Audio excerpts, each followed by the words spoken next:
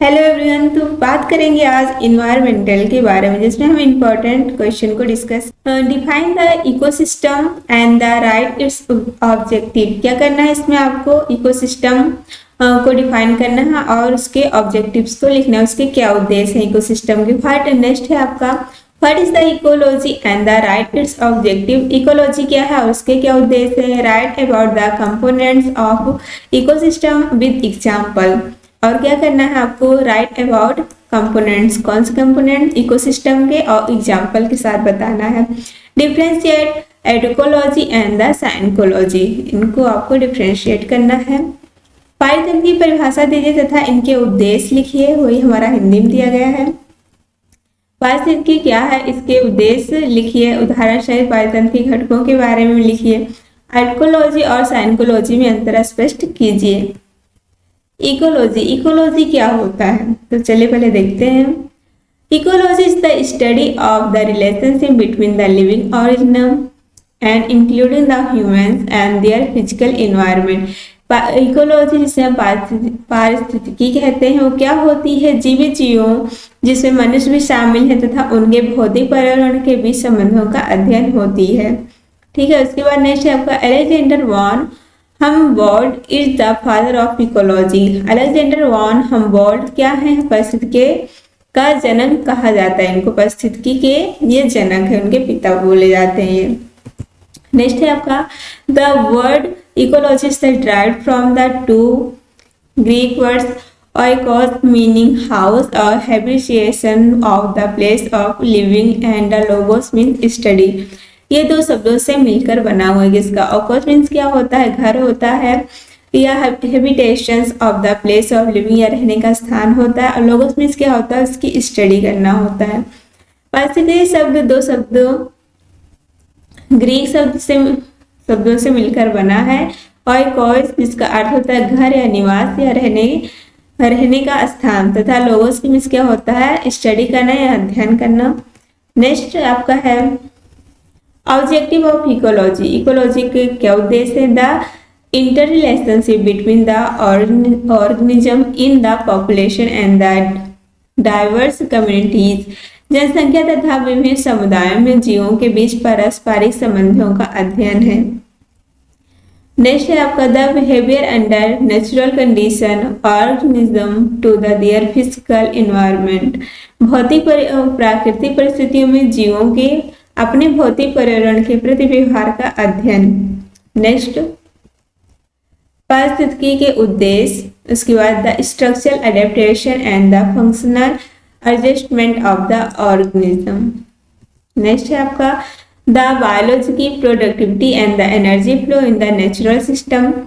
First का क्या answer Hindi में, जीवों की संरचनात्मक अनुकूलन तथा कार्यात्मक समायोजन का अध्ययन। उसके बाद क्या है, the biology productivity and the energy flow in the natural system. प्राकृतिक तंत्र में जैविक उत्पादकता एवं ऊर्जा का प्रभाव का अध्ययन। नेक्स्ट है आपका type of the ecology. Ecology कितने टाइप की होती है। Ecology the study of the inter relationship of the individual organism to their environment of simplify the ecology of the individual organism. Autecology क्या होता है, या व्यक्तिगत जीवों और उनके पर्यावरण के बीच पारस्परिक संबंधों का क्या होता है, अध्ययन होता है। यह सरल शब्दों में किसी एक जीव की पारिस्थितिकी होती है। नेक्स्ट है आपका it is the study of the life history and the response to its environment of a single individual. यह किसी एक जीव के जीवन इतिहास तथा उनके पर्यावरण के प्रति उसकी प्रतिक्रिया का अध्ययन है। उदाहरण के लिए आप देख सकते हैं the life history of A eagle, the food requirements of Venus fly trap. बाज का जीवन इतिहास, वीनस फ्लाई ट्रैप की भोजन की आवश्यकता।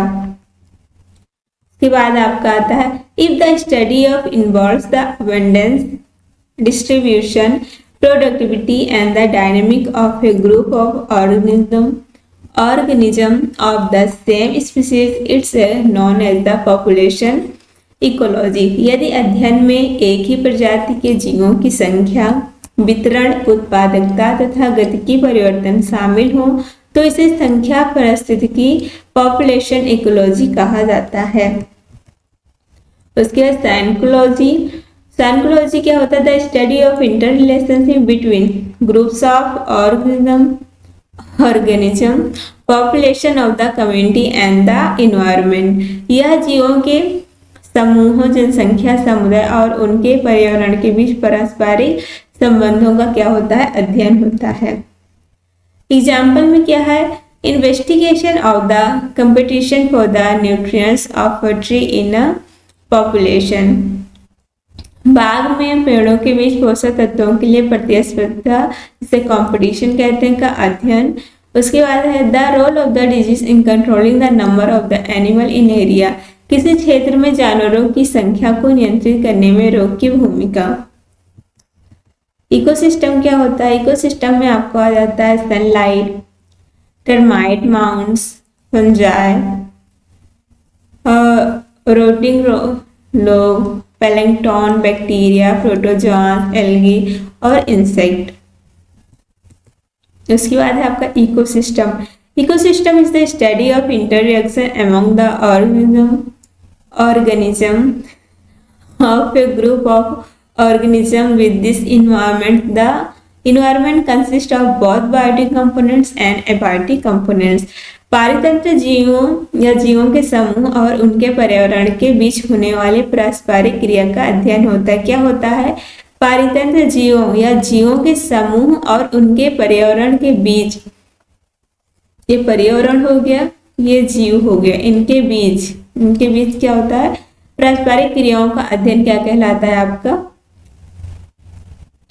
क्या कहलाता है? पारितंत्र जीवों के समूह और उनके पर्यावरण के बीच होने वाली प्रक्रियाओं का अध्ययन है। क्या है? पारितंत्र। उसके पर्यावरण में जैविक बायोटिक घटक और अजैविक अबायोटिक घटक दोनों शामिल होते हैं। Ecology is the basic functional unit of ecology. पारितंत्र पारिस्थितिकी की मूलभूत क्रियात्मक इकाई जिसे बेसिक फंक्शनल यूनिट है। The term ecosystem is the coined from a Greek word meaning study of form. पारितंत्र शब्द ग्रीक शब्द से लिया गया है जिसका अर्थ है घर का अध्ययन। Type of ecosystem, terrestrial ecosystem, this ecosystem is related to the land. Example में आपका ग्रास लैंड सिस्टम हो गया, फॉरेस्ट इकोसिस्टम, डिजर्ट इकोसिस्टम।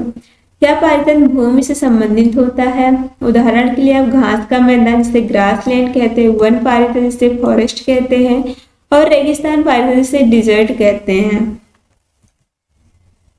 स्थलीय पारितंत्र जिसे terrestrial ecosystem, aquatic ecosystem, this ecosystem is related to the water. ये किससे संबंधित है? पानी से संबंधित होता है।